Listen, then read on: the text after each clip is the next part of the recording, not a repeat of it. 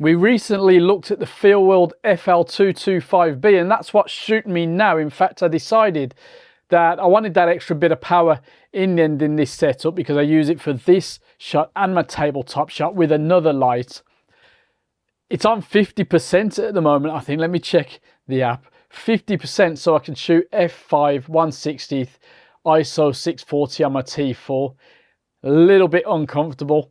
I tend to shoot with it a little bit lower, to be fair, even 25%, and I'm normally around f2.8 on a lens, but I just wanted to do this test this way. It's not for a long period of time. Anyway, yeah, using my Celens 65cm softbox because it fits nice in the space, and I think it looks decent enough. The rectangular softbox that we got from Fieldworld is more for full body shots, and that'll be very handy in other situations. Maybe even my tabletop stuff as a second. Anyway, this is just, what do you call it? Anyway, it's the test shot before the main test shot, because we're going to be looking at what I've got over here, which I didn't plan to bring into the shot, but there you go. The Ninja 20B that we want to check out, that potentially may take over this Fieldworld in this position. Let's see how we get on with it though. Ninja 20B in place. Feels a bit brighter to me. I don't know. I don't think it should be, especially as I think it's slightly less wattage overall. So maybe that's psychological. Now I can hear the fan. I can't use the silent mode, which I'll explain in a minute. Not for this shot with the f5 ISO 640. But yeah, so the only thing I've changed is the light, and I've kept it at 50%, even though obviously that's not an even 50%, give or take the slight difference. But yeah, how is that looking? I'm looking on the screen down here. Everything seems absolutely fine. There shouldn't be too much in it, in fairness. I'm not sure about that fan noise, but I think it will be gone by the time I edit this video, because I use just a spot of voice isolation, just a little bit, which just takes that extra little bit of white noise away. Yeah, that's a concern. There's a couple of things that I was thinking of. I was going to put this in place of the Fieldworld. It's over there now. But yeah, I just wanted to do this little switch over test. We're going to look at the actual unit up close, see what's what. There's some definite pros to this unit, which we'll see once I get my hands on it. Well, for you, I've already had my hands on it, obviously. Yeah, there's an app as well, for what it's worth. We'll look at that briefly, and then we'll talk about if it's worth it and where I think I'm going to use it, because I'm kind of, I thought I'd made my mind up, but now I'm not entirely sure. But we'll see once we've looked at the footage, test footage that'll be in review stuff coming out soon that won't be in this video. But you know, let's have a little play. Well, this was the first play. I mean, we say play. It's a bit geeky, or very geeky. Onwards, let's crack on.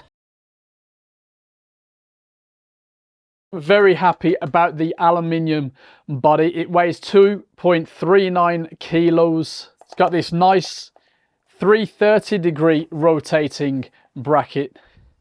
Obviously, if you take this off, it will go further around, but that's nice and simple, and that'll hold in place dead easy.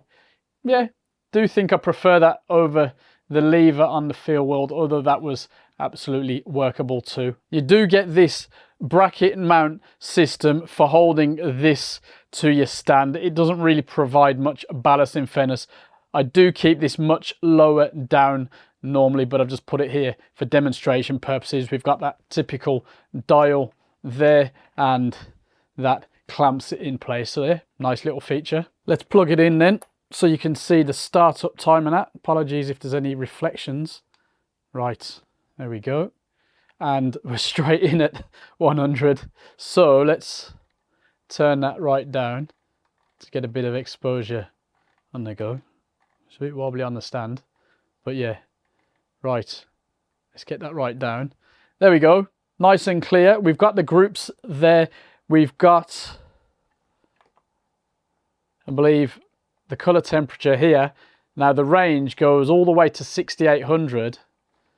down to 2800.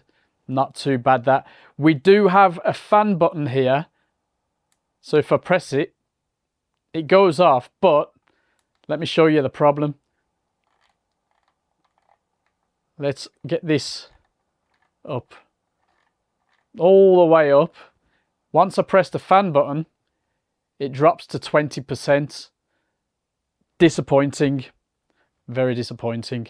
Right, let's pull that down a bit. We might as well leave the fan mode like that then. Take advantage of it. 1%.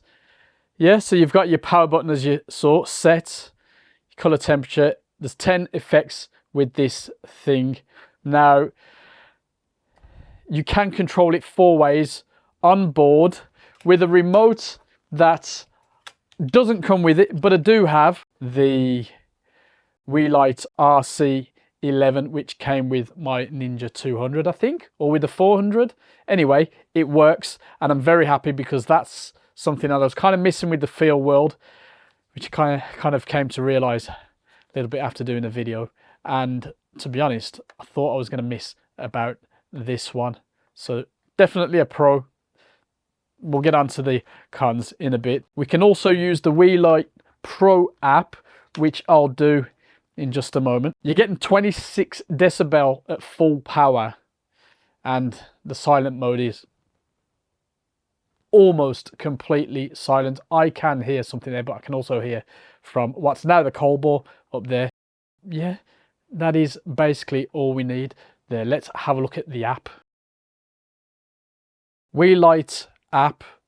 Right, set to channel 1, so as soon as I press on, it's on. Of course, we can change the language. I kind of prefer this app to the field world.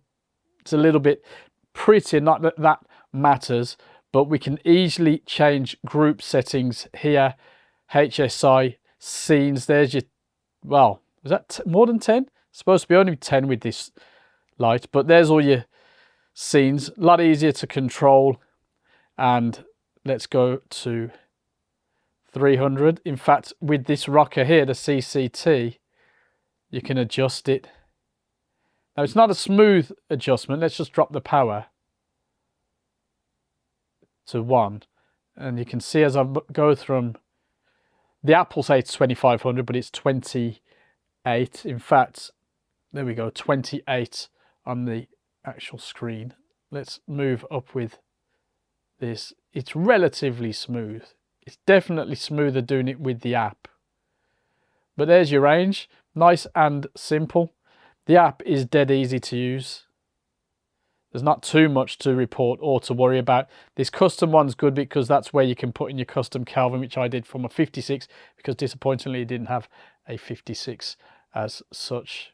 Yeah, not too much else to talk about there. You can't adjust the fan setting via the app, but I think the app is more of a generic app. It's not, it's only linked to the Ninja via these groups here. It's nothing else, but yeah, that's absolutely fine. I much prefer the aluminium build quality of this light over my other lights. The 200 watt power is more than enough for my needs. The silent mode is disappointing, but the fan isn't as noticeable in my scenarios as, say, this field world that's shooting right now or illuminating us right now. So, you know, all good on that front.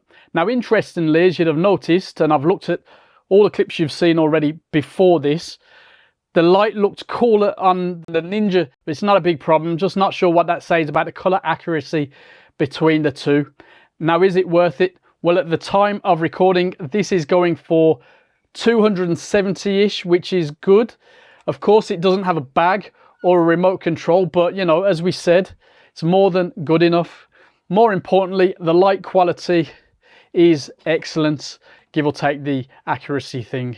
Now, the plan is to use this as the principal light in this setup, and as one of the 2 lights in my tabletop setup, the second being the field world over there. That'll get over here. So yeah, I think those 2 lights will give us an extra bit of power that hasn't been lacking, but will be very welcome for my product stuff, my tabletop stuff. Yeah, I'm looking forward to that. Now the Cobalt and the Ninja 200 will probably go in my gym slash studio setup, where they'll do a much better job than the not bad newer panels that you'd have seen on the channel already. They're fine, but I think that combination and the softbox will do much better. Maybe we'll try out some more lights in the future, probably.